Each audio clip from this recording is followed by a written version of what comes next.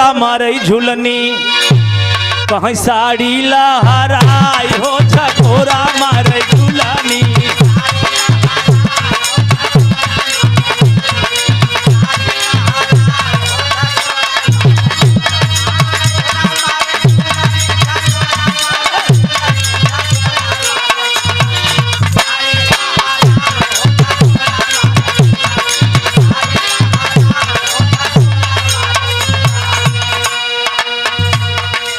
करतलिया लहत है। अरे हमारे भाई त्रिभुवन यादव जी, क्या बात है, कहाँ रहे भैया?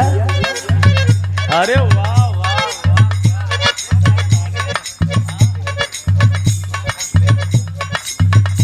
ये देखें हमारे छोटे भाई गंगा चैनल में जाकर के एक अलग पहचान बनाने वाले इसी इलाहाबाद की माटी से श्री त्रिभुवन लाल यादव जी हमारे छोटे बड़े बहुत ही हमारे अजीज मित्र भी हैं। ये आपके तरफ से 100 रुपये का पुरस्कार, भाई को बहुत बहुत शुभ आशीर्वाद, बहुत ऊंचाई पे जाए भाई। लेकिन कहना बा हमारे चाचा गाँव नेताजी भूवर भैया, ये लाइन पर के ध्यान दे। ये बताइए चाचा वाली लाइन हो, पूर्वी लाइन छोड़त है, ये बच के पश्चिमांचल वाले में हल्का था।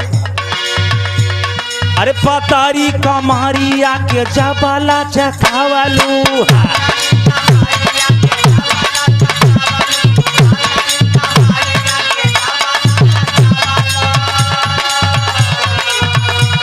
अरे तीरा छीना जहरिया से घायाला बनावालू।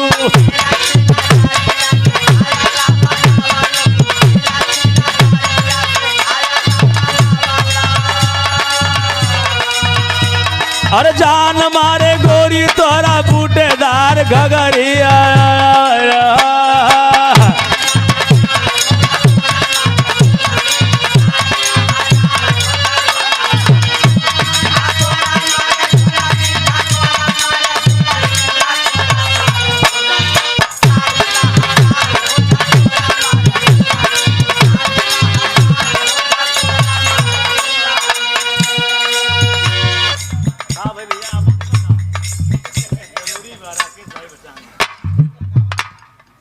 बिरहा के बड़े सुंदर कलाकार, एक अलग फन है जिनके अलग फनकार हमारे छोटे भाई श्री अभय राज यादव जी इलाहाबाद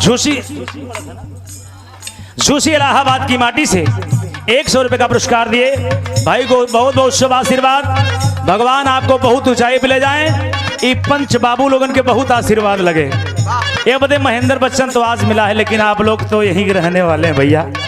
लेकिन आप लोगों को हम बहुत बहुत नमन करते हैं। मैंने सुना था इलाहाबाद की माटी कितनी पवित्र माटी है, यहाँ बिरहा कलाकारों को बहुत सम्मान मिलता है। आज मैंने देखा अपने आंख से। श्री नगेंद्र कुमार पटेल जी मछली शहर जौनपुर से, ये हमारे बड़े भैया की तरफ से, जौनपुरी बाबू की तरफ से 100 रुपये का आशीर्वाद है। बहुत बहुत प्रणाम बा। लेकिन कहीं हमारे चाचा एक बदल दे का कहें, अरे कहें घुमा के गोरी मरलू, अरे उठा के गोरी मरलू, अरे नजरिया के पान रे उठा के गोरी मरलू।